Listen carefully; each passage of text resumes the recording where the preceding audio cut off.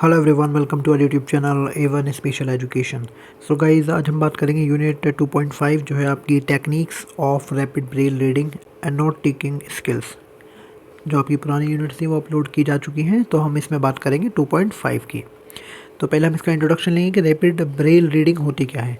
Rapid braille reading आपका होता है ब्रेल को तेज़ी से अच्छे तरीके से पढ़ना बिना किसी गलती के। जैसे कि एक नॉर्मल इंसान कोई भी चीज़ पढ़ रहा होता है, रीडिंग कर रहा होता है, तो वो जब पढ़ता है तो वो तेज़ी के साथ बिना किसी गलती के उसको पढ़ पाता है। इसी तरह जब कोई विजुअली इम्पेयर्ड पर्सन अपनी ब्रेल पढ़ता है तो वो किस तरह उसको बिना गलती के पढ़ पाएगा, तो उसको हम कहते हैं रैपिड ब्रेल रीडिंग। अगर हम इसकी टेक्निक्स की बात करें, techniques for rapid braille reading, तो ब्रेल को पढ़ने के लिए, ब्रेल को समझने के लिए, उसको तेज़ पढ़ने के लिए सबसे पहले जो ब्रेल पढ़ रहा है उसको चीज़ों को टच के थ्रू समझना। जब वो लगातार वो चीज़ पढ़ेगा, लगातार वो चीज़ की प्रैक्टिस करेगा, तो उसको सेंस ऑफ टच अच्छा हो जाएगा। उससे क्या होगा, वो जब भी वो बार बार उस चीज़ को पढ़ेगा तो वो ईज़िली उस चीज़ को समझ पाएगा और उसको पढ़ने में आसानी होगी। जैसे कि एक छोटा बच्चा होता है, उसको हम बार बार एक चीज़ की प्रैक्टिस कराते हैं कि BAT बैट, CAT कैट, तो लगातार जब वो पढ़ता है उस चीज़ को, जब वो दोबारा चीज़ वो आती है तो वो ईज़िली उसको पढ़ पाता है, समझ पाता है। इसी तरह जब कोई इंसान, जब कोई आपका विजुअली इम्पेयर्ड पर्सन उस चीज़ को अपने सेंस ऑफ टच के थ्रू वो एक बार पढ़ता है, फिर दोबारा रिवाइज़ करता है, फिर दोबारा जब वो चीज़ आती है तो ईज़िली समझ पाता है। तो वो चीज़ को सेंस ऑफ टच के द्वारा समझना वो बहुत ज़रूरी है। Reading with both hands. Using both hands to read braille allows for faster progress across the lines. Typically, one hand reads while other hand anticipates the next line, ensuring the smooth flow. तो क्या होता है, आप जब Braille को पढ़ें तो आप दोनों हाथों का इस्तेमाल कर सकते हैं। उससे आपका क्या होता है, जब आप दोनों हाथों का इस्तेमाल करते हैं तो एक हाथ से तो आप ब्रेल को पढ़ सकते हैं, बल्कि दूसरे हाथ को आप इस्तेमाल कर सकते हैं उसको सेंस करने के लिए, एंटिसिपेट करने के लिए कि नेक्स्ट लाइन क्या आने वाली है। तो इससे आप ब्रेल को ईज़िली पढ़ पाएंगे और ज़्यादा अच्छे तरीके से उसको सेंस कर पाएंगे और अच्छे से कोई बिना गलती के आप उसको धीरे धीरे अपने ब्रेल को बेहतर भी कर पाएंगे। Avoid over dependence on finger movement. Limiting unnecessary finger movement helps in increasing the speed of reading by focusing on the actual text rather than moving around excessively. तो आप क्या कर सकते हो, लिमिटिंग अननेसेसरी फिंगर मूवमेंट। तो कभी कभी ऐसा ज़रूरी है कि क्या एक्स्ट्रा फिंगर मूव ना करते हुए आप नॉर्मली अपनी फिंगर को मूव करें, उससे फोकस करें जो एक्चुअल टेक्स्ट है, कि जो आपको पढ़ना है आप उसी पे फिंगर मूव करें, ना कि आप इधर उधर एक्सेसिवली, मतलब ज़्यादातर इधर से उधर आप फिंगर मूव करे जा रहे हैं, उसका कोई फ़ायदा है ही नहीं। तो over dependence on the finger movement आपका अवॉइड करने की ज़रूरत होती है। Introduction to braille note taking skills. अब आपका ब्रेल नोट टेकिंग स्किल्स क्या होती है, या ब्रेल नोट टेकिंग किसे कहते हैं हम। तो आपका braille note taking involves writing down key points using braille writing device such as slate, stylus और ब्रेल नोट टेकर। तो आपका नोट टेकिंग के लिए, जैसे कि हम, एक होता है ना, कभी कभी हम नोट्स का इस्तेमाल करते हैं, हम नॉर्मली भी कि हम नोट्स का इस्तेमाल करते हैं कुछ भी नोट्स को लिखने के लिए, कि भाई जो इंपॉर्टेंट पॉइंट्स या कुछ हैं तो हम की पॉइंट्स लिखने के लिए नोट्स का इस्तेमाल करते हैं। इस तरह ब्रेल में भी आपका नोट्स लिखने के लिए स्लेट, स्टाइलस होते हैं या फिर ब्रेल नोट टेकर होते हैं। उससे जो भी विजुअली इम्पेयर्ड स्टूडेंट है या फिर इंडिविजुअल है वो उसको इस्तेमाल करके लिख सकता है, जो भी नोट्स उसको लिखना हो। ये क्या करता है, ये हेल्प करता है विजुअली इम्पेयर्ड स्टूडेंट की इंडिविजुअल की ऑर्गेनाइज करने के लिए there thought and record important information.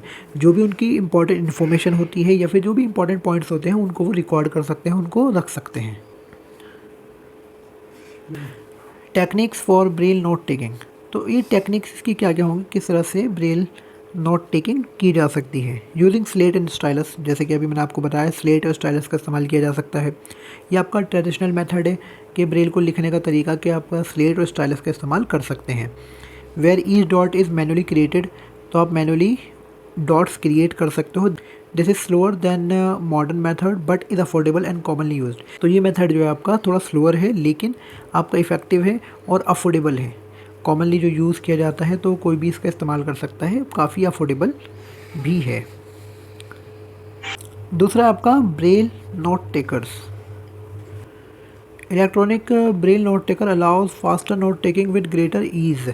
तो ये Braille electronic Braille note taker जो होता है वो अलाउ करता है फास्टर नोट टेकिंग।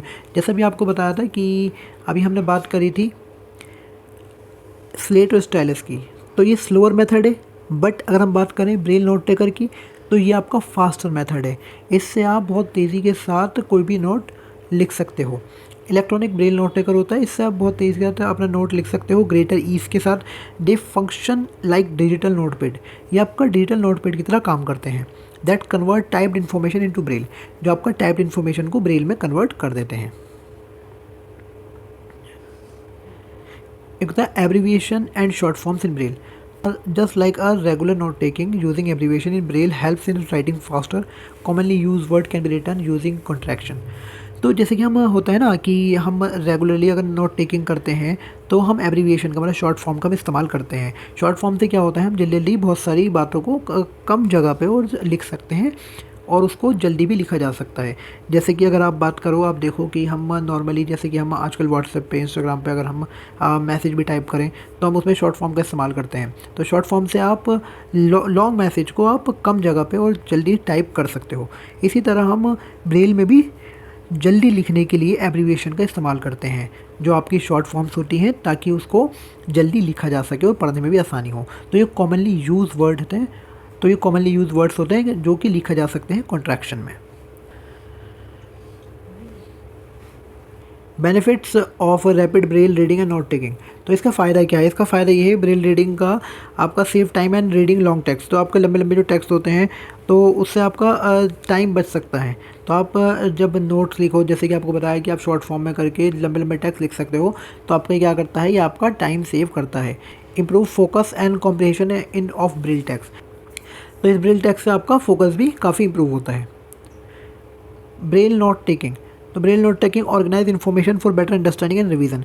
तो आप ऑर्गेनाइज कर सकते हो इन्फॉर्मेशन को बेटर अंडरस्टैंडिंग के लिए और रिवीजन के लिए। Enhance memory retention by summarising key points. तो आप की पॉइंट्स समराइज़ कर सकते हो और उसको बाद में रिवाइज़ कर सकते हो। जैसे कि हमने कोई बुक पढ़ी या फिर हमने कोई एक चैप्टर पढ़ा, उसमें हमने समराइज़ कर लिया की पॉइंट्स कि भाई ये पॉइंट्स थे मेन मेन। तो जब हम दोबारा जाके कुछ हफ्ते बाद या कुछ दिन बाद जब वो पॉइंट्स देखेंगे तो हमें पूरी स्टोरी याद आ जाएगी कि हमने वो स्टोरी क्या पढ़ी थी।